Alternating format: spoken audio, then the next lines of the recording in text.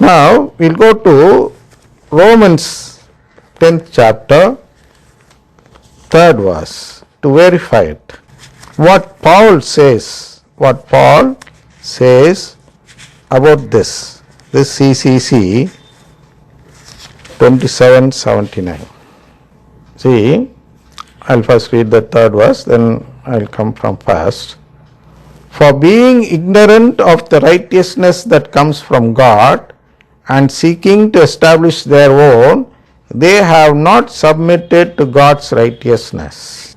See, this is similar to CCC 2779.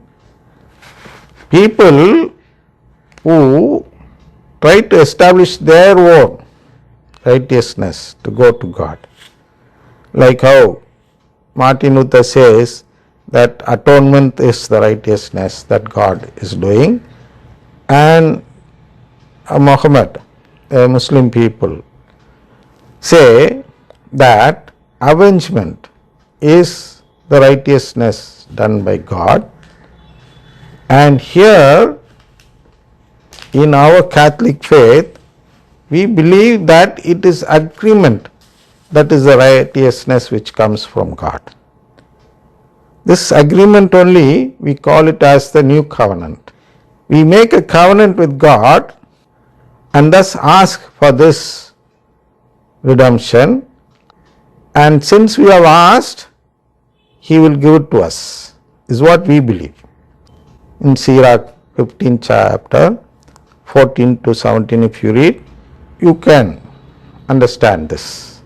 Therefore, God's righteousness is what the Catholic Church is following, and if at all somebody tries to do something else and explain or give an explanation for something else, then it is an effort which seeks to establish their own righteousness. That is what is said here. The third verse, I'll read it to you once again. For being ignorant of the righteousness that comes from God. For being ignorant of the righteousness in this new covenant which we make, the people of other denomination seek to establish their own. And because of that, they have not submitted to God's righteousness.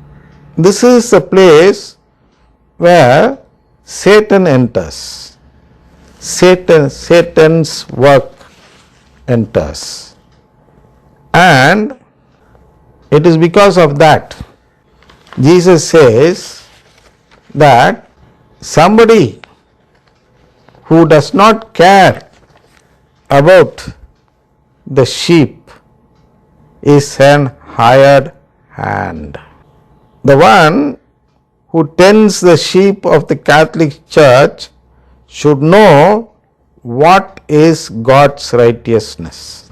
If you go and ask these people of the charismatic renewal, they will say that even people of other denominations, Christians of other denominations, are people who follow the Bible.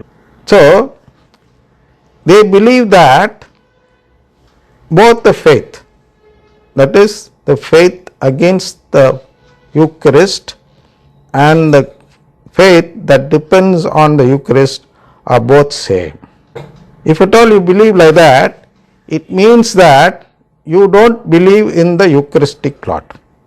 They do believe that Eucharistic Lord is Jesus Christ. That is not the faith which God expects. That is not the faith that saves us. We go to 2 Thessalonians, 2nd chapter, from 9th verse now. The coming of the lawless one is apparent in the working of Satan, who uses all powers, signs, lying wonders, and every kind of wicked deception for those who are perishing, because they refuse to love the truth and so be saved. This truth is what saves us. The belief in this truth. See, they refuse. In the 10th verse, if you go, it says that they refuse to love the truth. These people, they refuse to love the truth. So, if at all somebody is made to refuse to love the truth, then they lose redemption. This is what 2 Thessalonians says. If you go to the 11th verse, for this reason God sends them a powerful delusion, leading them to believe what is false. See, if somebody believes in what is false, then they will lose the redemption. They will not be saved. Go, I'll read the 12th also. To believe what is false, so that all who have not believed in the truth but took pleasure in unrighteousness will be condemned. See, if at all you don't believe in the truth, and if at all you believe in false, what is false, then you will be condemned, is what God says here, or Paul at least says here. So, if at all somebody refuses to believe the truth that saves us, then they will be condemned. And here, the belief in the Eucharistic Lord.